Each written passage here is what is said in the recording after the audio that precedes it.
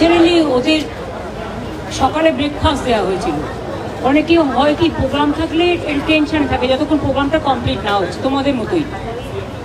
সেই জন্য ওরা ক্ষুধার্ত ছিল এবং অনেকে ডিহাইড্রেশন টাইপের একটু টেন্ডেন্সি ছিল। আর কি হয় মানে এটা হচ্ছে সাইকোলজিক্যাল এফেক্ট হয়। একটা বন্ধুকে দেখেছে একটু অসুস্থ হয়ে গেছে, তখন আর একটা বন্ধু অসুস্থ হয়ে গেছে। এখন সবাই ঠিক আছে মোটামুটি। আমি সবাইকে আদর করে মিষ্টি টিষ্টি খাইয়ে জল টল খাইয়ে ছবি টবি তুলে এসেছি এবং চুল টুলগুলো সব খুলে দিয়ে এলাম। চুলগুলো ভিজে গেছে, পুরো মোটা মোটা গার্ডার দিয়ে বেঁধে রেখে দিয়েছে। পোশাকগুলো আলগা টালগা করে দিয়ে যা যা করার করলাম। ওদের লাঞ্চ টাঞ্চ খাওয়ানোর পরে যারা সুস্থ হয়ে গেছে, একজন একটু ফতেমা সাকুয়াতের একটু প্রবলেম আছে ছিল, আমি যখন গেছিলাম বেশ ছিল, এখন নর্মাল হয়ে গেছে, এখন স্টেবল হয়ে গেছে।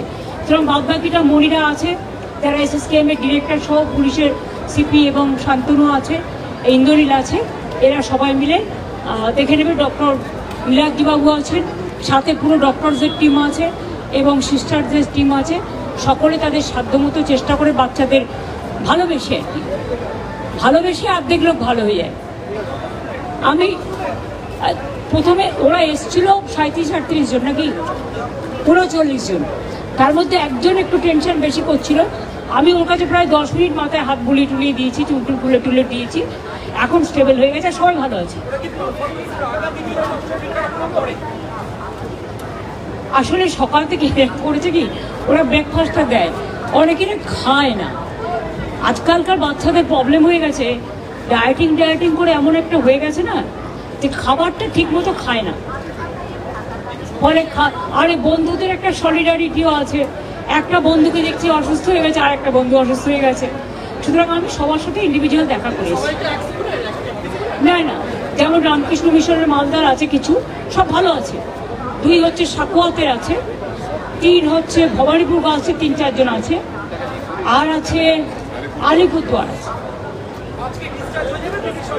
সেটা ডাক্তাররা ঠিক করবেন, আমি দেখে এসে স্টেবল আছে, সেটা মনি বলতে পারে। মনি বলো।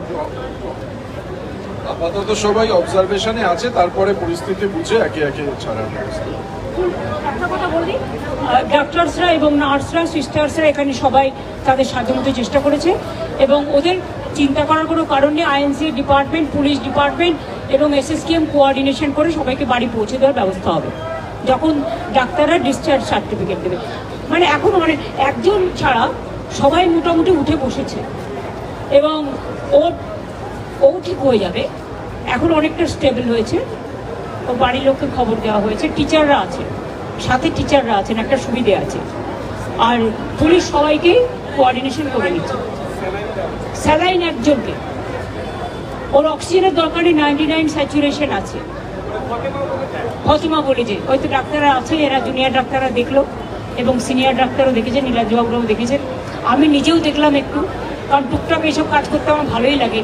আর ছোটোবেলা থেকে হসপিটালে ভর্তি হতে হতে এত মার খেয়ে আমার একটু অভ্যাস হয়ে গেছে এগুলো দেখার। সুতরাং না, এখন কোনো প্রশ্ন না। ওরা ভালো থাকুক, সুস্থ থাকুক, আমি এটা চাই।